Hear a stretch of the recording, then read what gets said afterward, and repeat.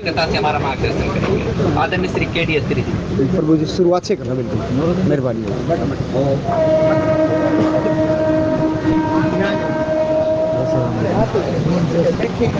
आयो ना रामचंद्र जी।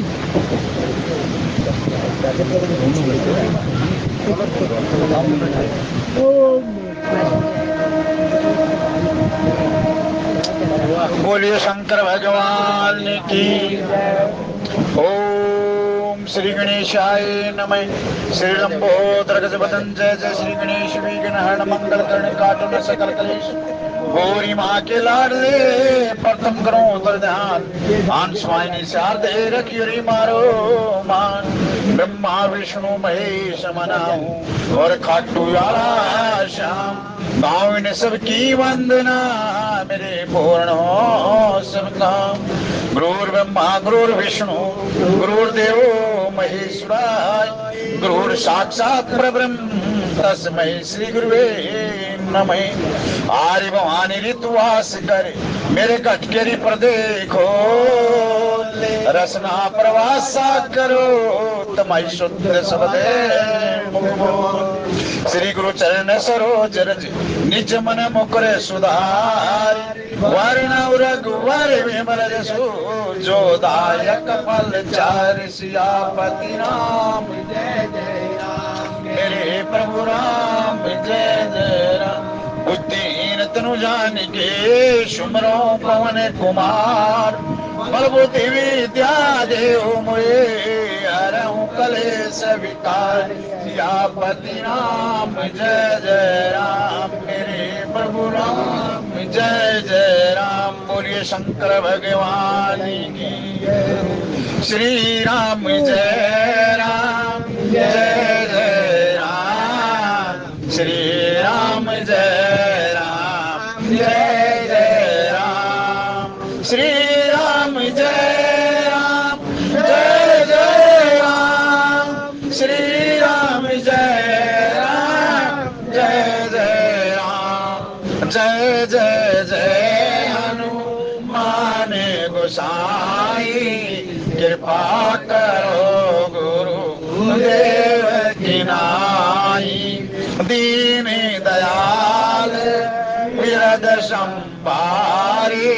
हरे हो नाथ मम संकट वारी। श्री राम जय राम जय जय राम। श्री राम जय राम जय जय राम। मंगल भवानी अमंगल हारी। गरुड़ सुत सेरथ अजर विहारी। जनक सुता जागे जननी जानकी। अतिशय प्रिय करुणा निधान की। ताके युग पद कमल मनाओ। जासु कृपा निर्मल मति पाओ। श्री राम जय राम जय जय राम। श्री राम जय राम जय जय राम। श्री राम जय राम जय जय राम। श्री राम जय राम जय जय राम। बोलिए शंकर भगवान की। परनऊ पवन कुमार कालवन पावक ज्ञान गण। दासु हृदय आगार बसई राम सिर चाप धर। बोलिए शंकर भगवान की। आप सभी महात्माओं के चरणों में कोटन कोट प्रणाम। बोलिए जय श्री राम। बोलिए शंकर भगवान की जय। चलो सखी उस देश को जहाँ कृष्ण का राज। नीर भरे और दर्शन करे सखी एक पंथ दो साथ। बोलिए शंकर भगवान की जय। श्री गणेशाय नमः। श्री जानकी वल्लभ विजयते। श्री रामचरितमानस द्वितीय सोपान अयोध्या कांड। बोलिए शंकर भगवान की भाई संस्कृत का इतना अभ्यास नहीं हमने, मैंने पहले ही जो ना क्षमा याचना मांग ली, क्योंकि हम घर में भी जब पूजा पाठ करें ना तो महादेवी से हम अच्छी याचना मांगे हैं। हे माँ, मैंने जो मंत्रहीन, क्रियाहीन और भक्तिहीन जो आपकी पूजा की है, अपना बच्चा समझ करके माँ मेरे को माफ कर देना। मैं उच्चारण ठीक नहीं कर सकता, मैंने तो स्वरों का भी ज्ञान नहीं है कि कब मध्यम स्वर में बोलना चाहिए, कब उच्च स्वर में बोलना चाहिए, कब अलप स्वर में बोलना चाहिए। माँ मेरे को कुछ भी ज्ञान नहीं, मेरे को ये भी ज्ञान नहीं कितनी भक्ति में और कब न्यूनता करनी चाहिए, कब अधिकता करनी चाहिए। फिर भी माँ जैसे मैंने किया ना, आप अपना बच्चा समझ करके, जैसे बच्चा जो है तोतली भाषा में अपने माँ बाप को खुश करता है, ऐसे ही माँ मैं आपका बच्चा हूँ। हे सर्वेश्वरी, हे जगदेश्वरी, हे महेश्वरी, मेरे को माफ करना। तो इसी प्रकार, क्योंकि ये संस्कृत भाषा है, देव भाषा है, इतने एक एक इसका विसर्ग का, एक एक हलंत का, एक एक कुश का बड़ा मुश्किल है। फिर भी ये जो है परिपाटी है तो इसका बोलना चाहिए। बोलिए शंकर भगवान की। यशायंके जय विभाति भूधर सुता देवापका मस्तके बाले बाल विद्रुह गरले जय गरलम यशसो रसिसी व्याल रात स्वयं में भूति विभीषण सूरवर सर्वाधिप सर्वदा सर्वे सर्वगत शिव शशि नैप श्री शंकरम बात माम। बोलिए शंकर भगवान की। इसमें जो है शंकर भगवान की प्रार्थना की किसने? तुलसीदास जी महाराज ने। इसका ये है कि शंकर भगवान मैं आपके उस स्वरूप को प्रणाम करता हूं।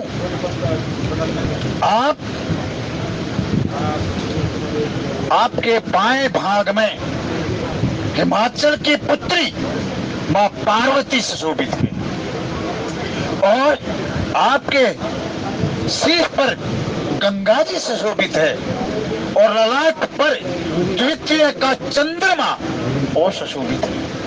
मैं इस आपके स्वरूप को प्रणाम करता हूँ।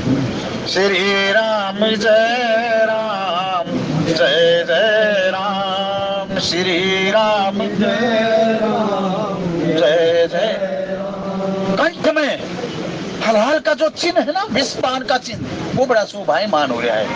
वक्षस्थल पर जो सर्पराज है शेषनाग, वो आपके हृदय पर जो विराजमान है उसकी शोभा है। मैं किस प्रकार वर्णन करूं, ये मेरे बस में। श्री राम जय राम जय।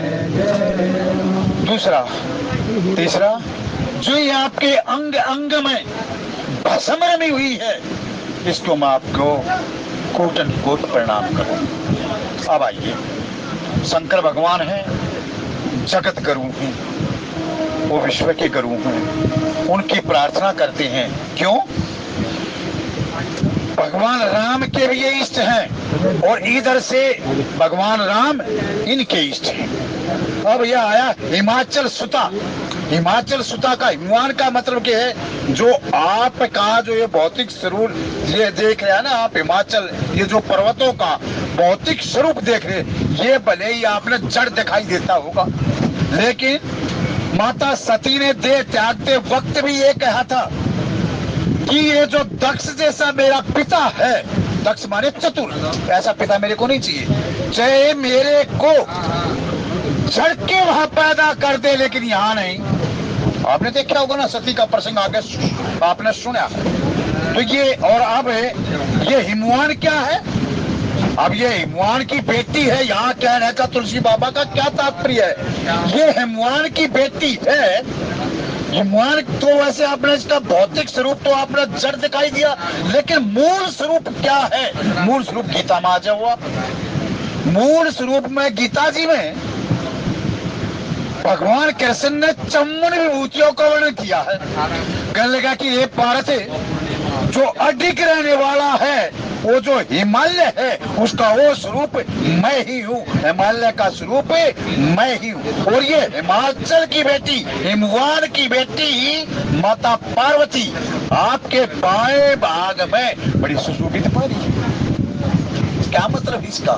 जिस प्रकार हिमाचल, जिस प्रकार हिमालय पर्वत अड़िग है, नाना प्रकार के किसी प्रकार की अनुकूलता और प्रतिकूलताओं में वो अड़िग है, इसी प्रकार ये अब माता पार्वती की जो बुद्धि है वो अनुकूल और प्रतिकूलताओं में इसका जो श्रद्धा है वो बिल्कुल हिमालय पर्वत की तरह अड़िग है। इसके नाना प्रकार के सबके भाव, ये मत मानियो। नीरज जी के अलग भाव हैं, अपने ब्रह्मा जी के अलग भाव हैं, लेकिन भाव ये होने चाहिए जो शास्त्र के अनुकूल है। और तकरीबन देखा होगा यहाँ जो कथावाचक खड़ा हो ना, वो शास्त्रों के बाहर या रामचरितमानस के बाहर या जो है पुराणों से बाहर आपको मिलेगा ही नहीं। शंकर भगवान की जात में कहने लगा कि मेरे को शंकर भगवान का भाग नहीं मिला, उसका नाम, उसका रूप, उसकी लीलाएं हृदय में धारण करके माता ने उस यज्ञ में, उस दक्ष के यज्ञ में अपने स्वयं अग्नि प्रकट करके देह का त्याग कर दिया। यहाँ क्या है? यहाँ मतलब आप समझो, इसका श्रद्धा का मतलब है बुद्धि से भी। बुद्धि इतनी अड़िग होनी चाहिए आपकी जो है इधर उधर डोल ना जाए। और सच बताऊं आपको, अगर बुद्धि आपकी अड़िग है तो परमात्मा जो है ना अवश्य आपका बीड़ा पार कर देगा। दूसरा, जहां अयोध्या कांड शुरू करने से पहले माता पार्वती को अपने बाएं अंग में, अपने बाएं वामांग में, या तुलसीदास जी को क्या जरूरत थी ये इसका लिखने की? वैसे तो हर एक कांड में जब तक शंकर भगवान की सतुति ना हो जाए, शंकर भगवान की लीला ना हो जाए, परमात्मा की पूर्ण लीला नहीं हो। चाहे आप कृष्ण अवतार में देखना या रामा अवतार में देखना, कृष्ण अवतार में तो जहां जहां कृष्ण जियों ने लीला की है ना, वहीं वहीं जो है अपना लिंग रूप में स्थापित हो गए हैं। चाहे गोपेश्वर महादेव हो, चाहे चक्रेश्वर महादेव हो, जो भूतेश्वर महादेव हो, चाहे आशीश्वर महादेव हो, चिंतामणि महेश्वर हो, ये होगा। दूसरा, इसी कांड में शंकर भगवान ने बताया था ये मेरा इष्ट है। मैं सिंपल भाषा में करूं भाई, मेरे को इतना ज्ञान नहीं है, फिर मैं आपको बताऊं। इसी अरण्य कांड में इस कांड का मतलब अयोध्या कांड में भगवान को राम वनवास हो जाएगा। यहीं से तो लीला शुरू हुई है भगवान की। अब से पहले तो क्या है, अपना वो सौम्य रूप दिखा दिया भगवान ने, आपको लोभायित करा दिया, आपका उसका सारे के सारे रूपों का वो करके अब जो है ना, जिसने बाल कांड का अच्छी प्रकार से आसरा ले लिया, जिसने बाल कांड पूरी श्रद्धा और विश्वास के साथ सुन लिया, तो इसके बाद जो है ना आप अयोध्या कांड और अरण्य कांड जो जंगल का कांड है उसको आपको अच्छी तरह से समझ में आ जाएगा। यही आगे चल के तो है ना माता सती को भ्रम हुआ था। अब जो बाबा तुलसीदास कह रहे हैं, और ये इसके चार जो है ना, चार जो है कथा वाचक हैं और चार ही इसके श्रोता हैं। माता पार्वती को कह रहे देख, तेरा जन्म जो है ना वो किस लिए होया है कि राम कथा सुनने के लिए ही। सती रूप में थी तू जब, तेरी बुद्धि जो है ना शिथिल नहीं थी। तेरी बुद्धि शिथिल ना होने के कारण परिणाम क्या हुआ ये तो अच्छी प्रकार जाने है। ये राम कथा की जो एक बार जो अवहेलना कर देगा उसको राम कथा फिर बड़ी मुश्किल से मिलेगी। अब देख लो तेरे पार्वती कितने पापड़ पेले हैं। अब तू एक काम कर, तेरी बुद्धि इधर से इधर ना हो जाए, डगमगे ना हो जाए, तू ऐसा कर मेरे बावां का आसरा ले ले, और यहाँ है हृदय का स्थान। चलो खैर, वो दूसरा गंगा जी भगवान शंकर की शीश पर है। गंगा जी का मतलब क्या है? गंगा जी ज्ञान, ज्ञान में विस्फोट गई। भगवान जो हरि के ईष्ट है, भगवान शंकर भगवान के जो ईष्ट है वो हरि, और उनके चरणों की जो रज है वो रज अपने शरीर पर धारण करते हैं। जैसे ये आप नहा धोकर टीका लगाओ, अगर उसमें मैंने सुना है कभी भी आपका ये है ना, हम भी पसीने आ जाए पूछते हैं, वो करते हैं, लेकिन बिना तिलक के मस्तक रहना ही नहीं चाहिए।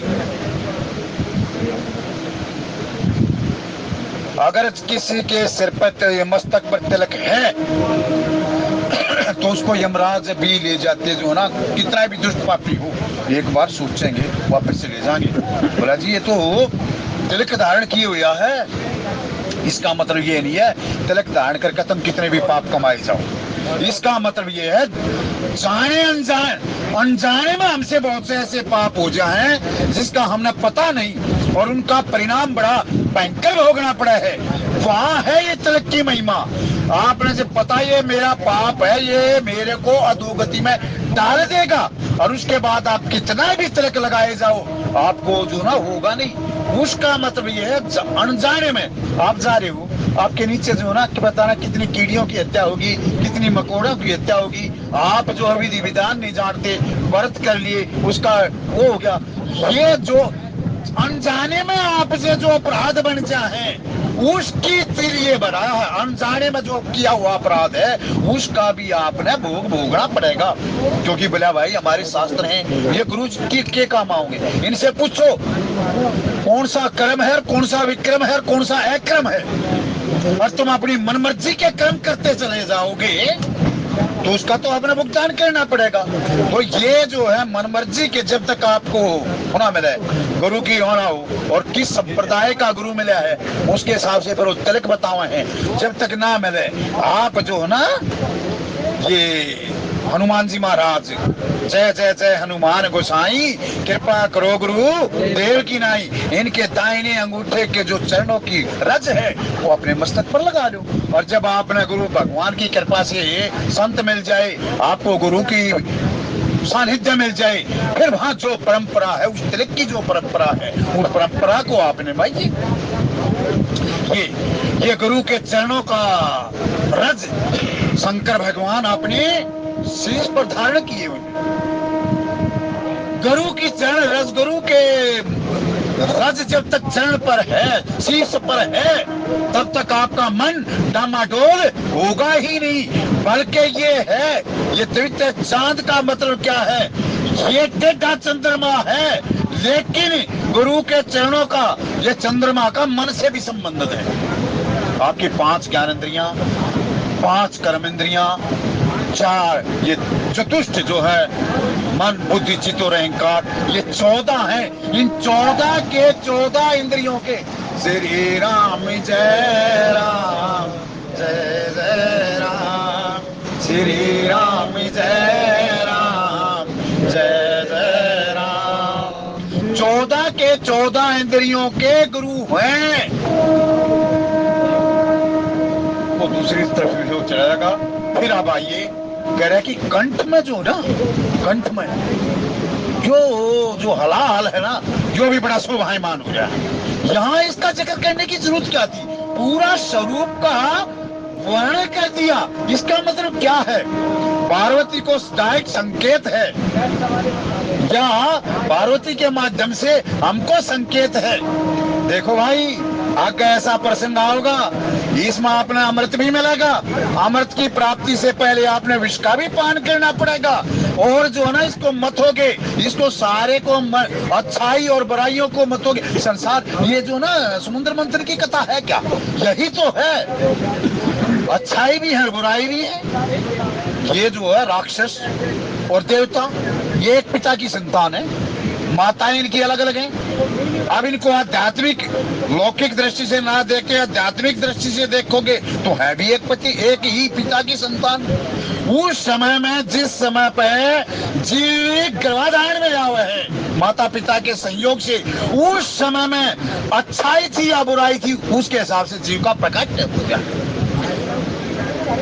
कुमति सुमति सबके उर्माही, ये तो है, यही है। कश्यप जी कह रहे हैं कि मेरे के तो ये यही है, ये भी वही मेरे हैं, लेकिन इनको भाई रहना उसी में है। लेकिन माता अदिति ने फिर कह दिया कि मेरे पुत्र तो वो आपने जो ना ये उन्होंने राक्षसों ने स्वर्ग से निकाल दिए, फिर भी कुछ करो। न्यूबलाइज ये लड़ाई झगड़े का है ना, इससे कोई हल नहीं होगा। इन्हें आपस में सामंजस्य बैठाना पड़ेगा। कौन सा, किस प्रकार का? इन्होंने ये राक्षस और देवता, इन्होंने दोनों ने मिलकर के मंथन करो, मंथन कर दिया, उससे भी नहीं बात बनी। जहर निकल आया, रतन तो लिख आए, उन रत्ना पे इनका बंगड़ बाज गया। और फिर जो ना बलि ने फिर अवतार ले लिया, फिर भगा दिए। मेरा पुत्र तेरे भी गांठ नहीं है, ये भी राक्षसों के साथ मन चाहे आचरण करें, इनको थोड़ी प्रभुता मिली। और तभी ये जो है भी यही, आप अपने कथाएं वैसी नहीं है। आप देखो, जब तक आपके ऊपर आपका चारा नहीं चलता, जब तक आप जय श्री राम जय श्री राम, और ये मन इतना उदंड है, जब इसके पास सब कुछ आ जाना, फिर ये फूला फूला भगवान नरसिंह कहने, ये मन है इंद्र, ये मन का देवता है इंद्र, ये इंद्र की खासियत है। जब इसने राजपाट सब कुछ मिल जाएगा ना, फिर भूल जाएगा, फिर पापाचार अत्याचार, फिर व्यभाचार में बढ़ जाएगा। और फिर जब देवता जब व्यभाचार में, ये मन की करनी के कारण राक्षस हैवी हो जाए, जो मन का ही खेल है सारा। और ये मन फिर ये भाग करके फिर अपने पिता कश्यप के पास या ब्रह्मा जी के पास, श्री शंकर के भगवान के पास जाए, फिर हरि के पास जाए, फिर इनका यही ये दूसरी तरफ देखो, जो ये परमात्मा की लीला ही है सारी की सारी। इसमें कुछ ऐसे प्रसंग हैं जो आप यहाँ बैठे हो कि हमने अमरता की प्राप्ति हो जाए। अमरता का मतलब है मुक्ति की प्राप्ति हो जाए। मुक्ति क्या है? भुक्ति और मुक्ति ये। लेकिन इसमें जो ना, इस कथा में इतने उतार चढ़ाव मिलेंगे आपको कि उसमें करते करते अमृत की खोज करते करते होश के अपने विष का पान भी करना पड़ जाए। विष का पान का मतलब क्या है? जब आप चारों तरफ ठोकर खा करके आ जाओ, मन को शांति नहीं मिलती। हर एक जीव ये चाहता है, खास करके ये जब कह लक्ष्मी चंद बड़ी मुश्किल से मिलता, जो मनुष्य चोला बड़ी मुश्किल से मिला है। और इसको जब चारों तरफ देख लिया, शांति नहीं मिलती, चलो यार कथा के डिब्बे में ही बैठ जाओ। कोई ऐसा भक्त आ जाए जो मेरे को शांति दे दे, मेरे को सदा सदा के लिए मैं इस लिया इन जंजालों से मेरे को अमरता मिल जाए। अमरता क्या है? भगवान का निज धाम मिल जाए, मेरे को मुक्ति मिल जाए। तो इस भावना से आप बैठोगे, उतार चढ़ाव आओगे, और संसार आपको ये कहने लग जा, अच्छा भूल गया उन बातों ने, ऐसा तूने समाज में रह के ऐसा किया था, आज तू ये बन गया, आज तू ये कथा सुनने लग गया, आज तू हथेली बजा बजा करके कीर्तन का गायन करने लगा। उस समय पर उनके ये सारे बोल, आप ये कड़वे बोल जो हैं, ये जहर के समान जो है, इनको जो पचा जाओगे तो वाकई में आपको अमृत की प्राप्ति हो जाएगी। दूसरा, चंद्रमा टेढ़ा चंद्रमा है, इसका स्वभाव है, दिल का स्वभाव है, मन का स्वभाव है टेढ़ा चलना। इसको तो अगर बुद्धि से निरंतर करो ना, ये इतना चंचल है कि बुद्धि को भी उर्मित करते हैं। ये टेढ़ा ना, बुद्धि को भी। अरे भाई, आपने जाकर उसका प्रश्न सुना तो ये देखो, 5 इंद्रियां, 5 ज्ञान इंद्रियां, 5 कर्म इंद्रियां, 11वां मन। मन इनका इंद्रियों का स्वामी है। और मन किसके अंतर्गत काम करना चाहिए? मन को कभी स्वच्छंद नहीं छोड़ना चाहिए। मन जो है ना, बुद्धि के अंतर्गत काम करे, और बुद्धि को भी कभी भी स्वच्छंद मत छोड़ना। कल अपने नील जी बता रहे थे ना, बुद्धि है ना, अगर स्वच्छंद रहेगी, बुद्धि स्वच्छंद रहेगी तो व्यभाचार नहीं बन जाएगी। और व्यभाचार नहीं बन जाएगी क्या? ये बुद्धि किसके कहे में काम करे? ये बुद्धि काम करे आत्मा, जो संग में था नित मेरे, ये नैना देख ना पाए, इस चंचल माया के रंग में ये नैन रहे उलझाए। आप कोई बुरा काम करना चलोगे, क्या करोगे आप? यार वहाँ रिश्वत लेनी है, जैसी यार यहाँ कोई देख लेगा, वहाँ चलते हैं वॉशरूम में, वहाँ देख लेगा कोई। यहाँ जब एक बात बताओ, जब आप ये तय कह दो कि जब हरि व्यापक सर्वत्र समाना, तो फिर हम मंदिर में क्यों जाओ? तो वहां आपने जब सारे का है, वहां बाथरूम में क्या आपने प्रभु का वास दिखाई नहीं दिया? वहां चुपचाप घाल कर आगे, हाँ किसी ने देखा नहीं। मैं टीटी चाल है। मन का काम है उस आत्मा के अंतर्गत काम करना। अरे आपने कब पता चलेगा? जब आप भगवान का नाम लोगे। मन का काम आपको बुद्धि ने भी भ्रमित कर दे है। अहिल्या को, माता अहिल्या को भ्रमित कर दिया अंदर ने। मेरे पास क्यों? स्वर्ग का राजा है और ये बुद्धि है ना, ये जो है ये स्वर्ग को भोगना चाहता है, ऐसा आराम भोगना चाहता है। लेकिन यहाँ जो ये जो प्रसंग है, ये तो सुख के प्रसंग है, बुद्धि का ही मजी नहीं लगता। आप गाना बड़ी मुश्किल से जी लागेगा इसमें। और जिसने इस कथा का रसाल लाग गया ना, फिर होनी।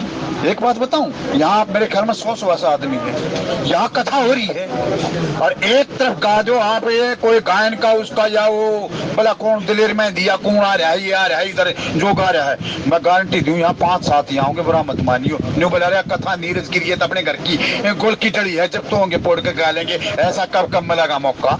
क्या कथा? ये बुद्धि का काम है।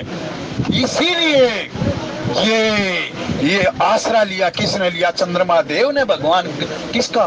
महादेव का आसरा लिया। विश्वास हो जाए जब मन को, अब मेरा निमन नहीं डिगेगा, वो किसके प्रति जब श्रद्धा आपकी पुष्ट होगी, विश्वास आपका होगा, तब वो टेढ़ा चंद्रमा भी वो शोभायमान होने लगा। दूसरा, कब ये जो ना मन जो है ना, मन ये जगह जगह पे आपकी बेइज्जती कराओगा। सोमेश्वर है, चंद्रमा है, 27 कन्या दे दी 10 प्रजापति ने। अब आप कहोगे जी पंडित जी क्या कह रहे हो? 22 नक्षत्रों का अधिपति है चंद्रमा देव। आप गीता का करके देखो, प्रमाण चाहिए थे। बोला जितने भी नक्षत्र हैं इनका अधिपति मैं हूँ, चंद्रमा। उनको जबकि चंद्रमा देव का ये फर्ज बना था, ये धर्म बना था कि सारी पत्नियां बराबर। रोनी से ही विशेष प्रेम क्यों? अन्य लड़कियों ने, अन्य पुत्रियों ने जाकर के अपने दक्ष प्रजापति को, पिता को बताया भी जाकर, ये एक रोहिणी से करे ज्यादा प्रेम पिताश्री हमको। उसने बताया बेटा ऐसा मत करो, ये तेरे लिए सब बराबर हैं, ये ऐसा मत करो। लेकिन वो बाज नहीं आया। बाज नहीं आया तो दक्ष प्रजापति ने उसको शाप दे दिया कि जा तेरा क्षय हो जाए। और क्षय हो गया। फिर गया महादेव की शरण में। वो लंबा प्रसंग हो जाएगा, किसके कहने से गया, किसके। वहां जो है प्रथम जो शिवलिंग के रूप में प्रकट है वो सोमेश्वर, जो भगवान जो प्रकट हुए थे चंद्रमा के देव। सोमेश्वर का मतलब नाम है चंद्रमा।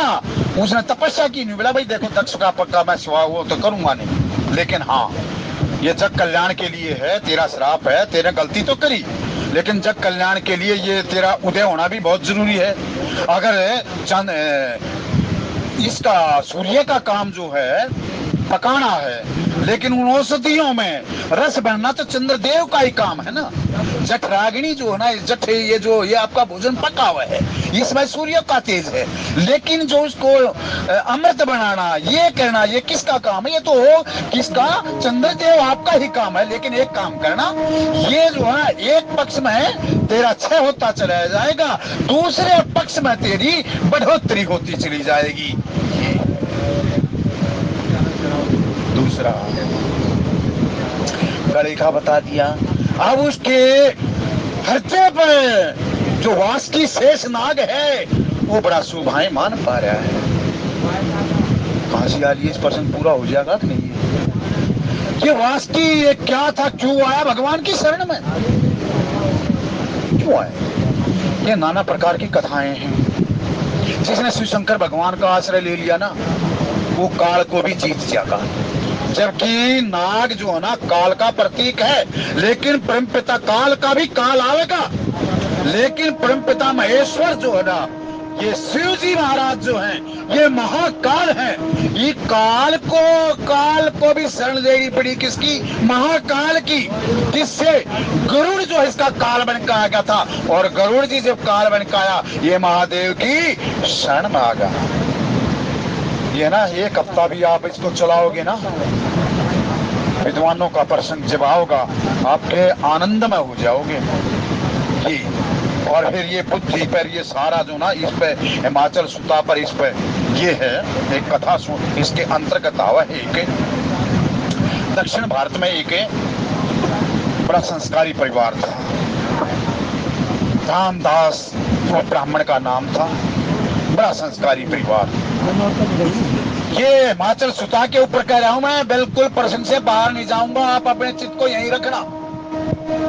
माता पार्वती को बाम अंग दे दिया। क्यों दे दिया? अब मैं कथा शुरू करूंगा, शुरू कर रहा हूं। अभी तक तो तूने मनोहर दृश्य देखे, आगे ऐसे ऐसे दृश्य आओगे। काय का भगवान, तू फिर कभी तेरी बुद्धि बड़ा हो जा, फिर तेरे जन्म पर जन्म ना लेके पड़ जाए, इसलिए तू मेरे पास मेरे यहाँ पाया हूं मैं, रह ले। और बल्कि यहाँ तक भी कह दिया कि तू मेरी गोद का आसरा ले ले। जिसने ज्ञान की गोद का, जिसने विश्वास की गोद का आसरा, जो विश्वास की गोद में बैठ जाए है, अपनी बुद्धि को जो विश्वास को समर्पित कर दे है, उसकी बुद्धि फिर डिगमिग होने वाली नहीं। रामदास उसका बेटा, जिसका नाम विलोम मंगल था, बड़ा संस्कारी। जैसा बेटा जैसा बाप वैसा बेटा। पहले के जो रिश्ते कणजा करते ना माँ बाप, वो बेटे को रंग रूप में इतना ध्यान नहीं दिया थे। वो देखा करते कि परिवार कितना कुलीन है। कुलीन का मतलब चरित्र, इस परिवार का वर्क एंड कंडक्ट कैसा है, क्या है इसका। और ये तो पहले तो परख उसके कई जगहों से होया करती, वो लंबा चला जाएगा। लेकिन विलोम मंगल जो है ना, बड़ा धर्मात्मा। एक समय की बात, बुद्धि कब फेरा खा जाए, बुद्धि कब डिगमा जाए, ये जो ना मेरे आएगा क्या, चलो फिर प्रभु की इच्छा जो भी होगी। ये मतलब है बुद्धि कब डिगमगा जाए। ये जो विषय है ना, पांच विषय रस रूप गंध शब्द और स्पर्श, ये कब डिगमगा दे। अगर यही विषय भगवान शंकर के चरणों का आसरा ले ले, तो यही जो है आपको परमात्मा की शरणागति का कारण बन जाए। यही विषय संसार की ओर ले जाए, आपकी बुद्धि अधोगति हो जाएगी। चाहे आपके संस्कार हैं वो तो अच्छी बात है, लेकिन इस प्रसंग को भाई अभी और चलेगा, कब इस समय मिलेगा, ये तो अभी यहाँ तक हुई है। यहाँ तक कि आगे जो है ना अपनी वर्मा जी, आज बड़ा सौभाग्य मिला है, आगे अंदर वर्मा जी चलेंगे। श्री राम जय राम, जय जय राम, श्री राम जय राम। वाणी को विश्राम बोलिए, जय श्री राम। अगर कोई त्रुटि हुई हो भाई अक्षमा कर देना, क्योंकि सब विद्वानों की सभा है यहाँ।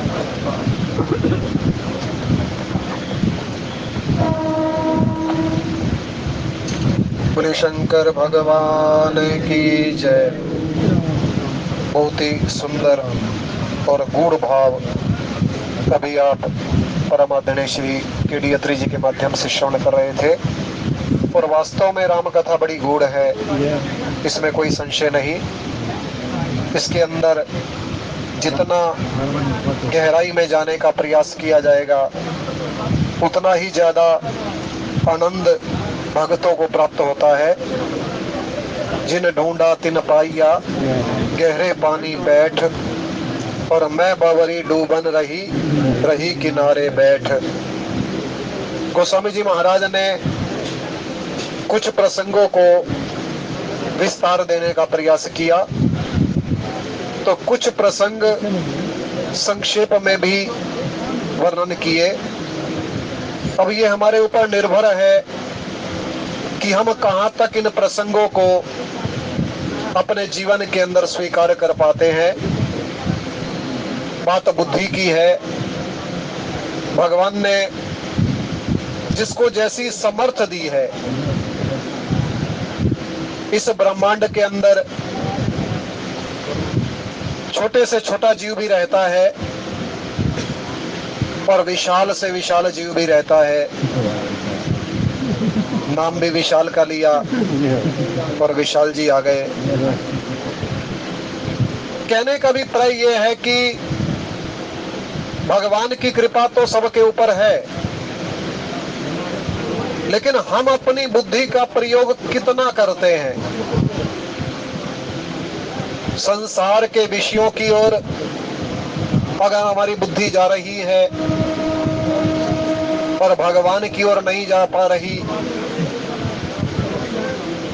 और भगवान की कृपा से अगर बुद्धि लग भी जाए तो फिर इन गूढ़ प्रसंगों को कई बार बुद्धि स्वीकार नहीं करती। गोस्वामी जी महाराज ने जो ये अरण्य कांड में दोहा लिखा ना कि हुआ राम गुण गूढ़ और पंडित मुनि पावहि विरति, हर जीव नहीं बोले पंडित। अब पंडित का भी बड़ा गहन अर्थ है। हम तो आम भाषा में कह देते हैं ना, जो मंदिर के अंदर पुजारी जी होते हैं उनको पंडित कह दिया जाता है कि आप पंडित हो। पंडित का अगर अर्थ किया जाए तो विद्वान से होता है। और इसी अयोध्या कांड में आप श्रवण करेंगे, भगवान राम ने सुमंत्र जी के लिए पंडित शब्द का प्रयोग किया। जब केवट के पास भगवान जाएंगे तो सुमंत्र को ऐसा आदेश था महाराज दशरथ का कि केवल 2-4 दिन वन के अंदर विचरण करा के राम को वापस ले आना। पर सुमंत्र विद्वान थे और उनको ऐसे लगा कि मैं भगवान को वापस लेकर के आऊंगा। अनेकों प्रकार से धर्म के उदाहरण दिए कि पिता की आज्ञा का पालन करो, पिता की आज्ञा ये है आपके लिए कि 2-4 दिन वन के अंदर विचरण करके आपको वापस ले आना है। लेकिन भगवान के सामने किसी का बस नहीं चलता। और भगवान ने वहां सुमंत्र जी के लिए जो शब्द का प्रयोग किया वो पंडित शब्द का प्रयोग किया। तो गोस्वामी जी महाराज कहते हैं उमा राम गुण गूढ़ पंडित मुनि पावहि विरति। अब पंडित कोई भी बन सकता है, जब तक हम पंडित बनेंगे नहीं तब तक वैराग्य आने वाला नहीं है।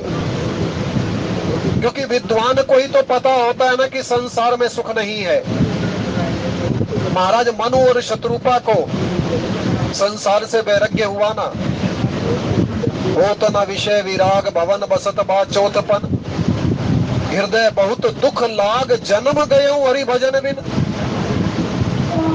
वो स्थिति हमारी बने, पर उसके लिए हमें एक बार नहीं बल्कि बारंबार राम कथा को सुनने की आवश्यकता है।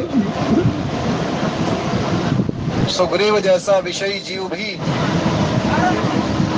भगवान को भूल जाता है, और हम भी तो भगवान को भूलने में संकोच नहीं करते। गोस्वामी जी महाराज ने, जो संतों ने ये दोहा लिखा होगा ना कि दुख में सुमरन सब करे और सुख में करे न कोई, और जो सुख में सुमरन करे तो दुख का एको होए। हम संसारिक जीव हैं, हमारा स्वभाव है विषयों के अंदर पढ़ करके भगवान को भूल जाना।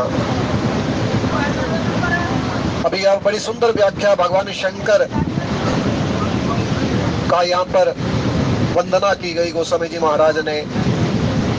और दूसरे श्लोक में भगवान की बड़ी सुंदर वंदना है कि भगवान का इस सोपान में राज्याभिषेक होने की खबर मिली भगवान को, और दूसरे ही पल भगवान को यह समाचार मिला कि आपको 14 साल के लिए वनवास को जाना है। अब विचार कीजिए, किसी जीव को यह कह दिया जाए कि आपको इतना बड़ा पद मिलने वाला है, और अगले ही थोड़ी देर के पश्चात ये बता दिया जाए कि आपको वो पद नहीं मिलेगा, बल्कि आपको तो निष्कासित किया जा रहा है, और 1-2 साल के लिए नहीं बल्कि 14 साल के लिए। जब माँ के कई ने राम जी से ये कहा ना कि मैंने आपके लिए 14 साल का वनवास मांगा है, तो भगवान के मुखमंडल के ऊपर कितनी प्रसन्नता थी। मन मुसुकाही भानुकुल भानु राम सहज आनंद निधानु। उस प्रसंग में भगवान ने एक बार नहीं, दो बार नहीं, बल्कि 3 बार जननी शब्द का प्रयोग किया मां कैकेयी के लिए। सुन जननी सोई सुत बड़ भागी, जो पितु मातु वचन अनुरागी। तनय मातु पितु तोषण हारा, दुर्लभ जननी सकल संसारा। ऋषिगण मिलहि विशेष बन, सबहि भात हित मोर। तेहि पे पितु आयुष बहुरी, सम्मत जननी तोर। सियावर रामचंद्र पद जय शरणम शंकर। जय जय श्री राम। जब महाराज दशरथ के सामने कैकेयी ने ये कहा कि मैंने राम के लिए 14 वर्ष का वनवास मांगा है, तो दशरथ जी तो बड़े आश्चर्यचकित रह गए। और आप सब लोग जानते हैं कि बड़ा प्रयास किया दशरथ जी ने कैकेयी को मनाने का, क्योंकि दशरथ जी को पता था कि राम को अगर पता लग भी जाएगा ना कि मेरे लिए 14 साल का वनवास मांगा है, तो राम तो बन जाने में देर नहीं लगाएंगे। लेकिन एक बार तो कैकेयी के मन के अंदर भी आया था कि राम पूछेगा तो जरूर मुझसे कि मेरे लिए वनवास क्यों। ठीक है, भरत का राज्याभिषेक कर दो, मुझे कोई दिक्कत नहीं है। और राजा दशरथ ने भी कहा ना कि रानी अगर तू भरत का राज्याभिषेक करना चाहती है तो मुझे कोई दिक्कत नहीं है, लेकिन राम का वनगमन क्यों? राम ने कोई अपराध भी तो नहीं किया। अब बिना अपराध के किसी को अगर दंड दे दिया जाए तो वो भी तो एक अन्याय है ना। पर ये रघुकुल है, कितना उज्जवल वंश है ये। तो इस उज्जवल वंश के अंदर तो किसी को बिना अपराध के दंड दिया नहीं जा सकता। ये बता मेरे राम का अपराध क्या है? और वहां उस समय कैकेयी कुछ बता नहीं पाई थी, क्योंकि राम ने तो कभी कोई अपराध ही नहीं किया ना। राम का स्वभाव कितना मृदुल है। जासु स्वभाव अरहि अनुकूला, सोकिमि करहि मात प्रतिकूला। अरे जिनके स्वभाव को देख करके शत्रु भी चकित रह जाते हैं, इतना सुंदर स्वभाव। और फिर बता, कभी तेरा क्या राम ने कभी बुरा किया है? राम ने तो कभी किसी का बुरा किया ही नहीं। राम की दृष्टि में तो सब माताएं एक समान हैं। हम राम के चरित्र को क्यों पढ़ते हैं? राम ने कभी स्वप्न में भी नहीं सोचा कि ये मेरी भी माता है। नहीं, राम की दृष्टि में सब माताएं एक समान हैं। प्रतिकूल परिस्थिति में हमें सम रहना चाहिए, ये राम का संदेश है। विकट से विकट परिस्थिति आ जाए, इससे बढ़कर के विकट परिस्थिति क्या होगी? 14 साल के लिए जो वन को जा रहा हो, लेकिन माँ कौशल्या कहती है, भरत मैंने राम के मुखमंडल को देखा, मुख प्रसन्न था उनका, और किसी के प्रति कोई रोष की भावना भी नहीं थी, और बड़े सहज भाव से वो वन की ओर जा रहे थे। पर जिसने भी वन के अंदर दर्शन किए ना राम के उस माधुर्य स्वरूप के, देख करके चकित रह गया। भरत जब राम को मनाने के लिए चले ना, तो भरत के मुखमंडल के ऊपर उदासीनता के भाव थे। अब देखिए, जिसको राज्य मिला है, भरत को तो राज्य मिला था ना, भरत को तो प्रसन्न होना चाहिए था।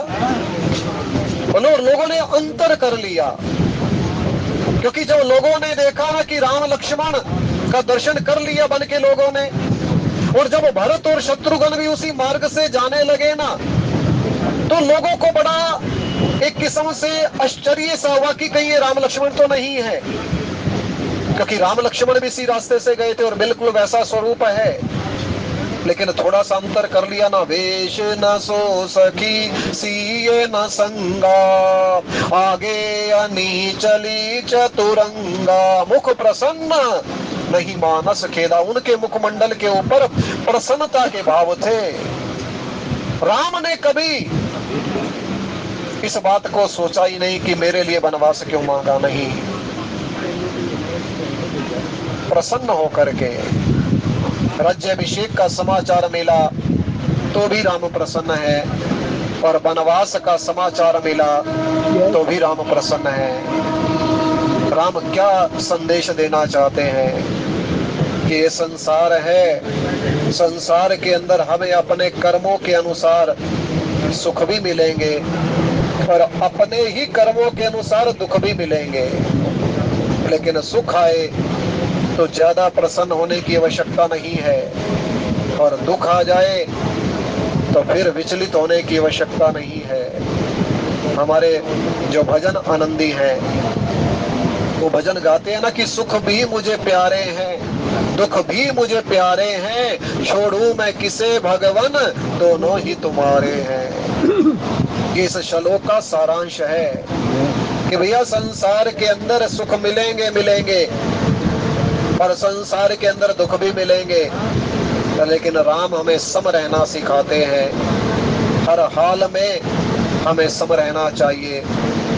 और बड़ा सुंदर श्लोक तीसरे श्लोक में, नीलांबुज श्यामल कोमलांगम सीता समारोपित वाम भागम पाणौ महासायक चारु चापम नमामि रामं रघुवंशनाथम, नमामि रामं रघुवंशनाथम। भगवान की प्रत्येक लीला का दर्शन जो है वो संत महात्मा इस श्लोक के माध्यम से किया करते हैं। मानो भगवान की प्रत्येक लीला, जो प्रमुख लीलाएं हैं ना भगवान की, बाल लीला, और उसके पश्चात भगवान की प्रमुख लीला विवाह लीला आती है, और फिर भगवान की विरह लीला, और भगवान की रण लीला, और फिर भगवान की राजसी लीला। इन सब लीलाओं का जो समावेश है वो गोस्वामी जी महाराज ने इस श्लोक के अंदर किया, और गोस्वामी जी महाराज उस आनंद को भी हमें दोबारा प्रदान करने का प्रयास करते हैं, जिस आनंद को गोस्वामी जी महाराज बालकांड के विश्राम पर छोड़ करके आए थे कि जब तेरा ब्याही घर आए और नित नव मंगल मोद बधाए। राम और जानकी का पदार्पण हमारे जीवन के अंदर हो जाए, क्योंकि ज्ञान और भक्ति का स्वरूप है, तो फिर आनंद ही आनंद है। देखिए, अगर ज्ञान आ जाए तो बात बनती नहीं है। ज्ञान के साथ भक्ति का होना अनिवार्य है, और राम और जानकी ज्ञान और भक्ति के तो स्वरूप है ना। और जब इन दोनों का पदार्पण अयोध्या के अंदर हुआ तो गोस्वामी जी महाराज कहते हैं, झुंड की झुंड स्त्रियां जो है राम जी का दर्शन करने के लिए, सीता जी का दर्शन करने के लिए पहुंच गई। 2 दिन पूर्व ही तो राधा अष्टमी का हमने परम पावन पर्व मनाया ना। भगवान कृष्ण और राधा जी दो नहीं हैं, एक ही है।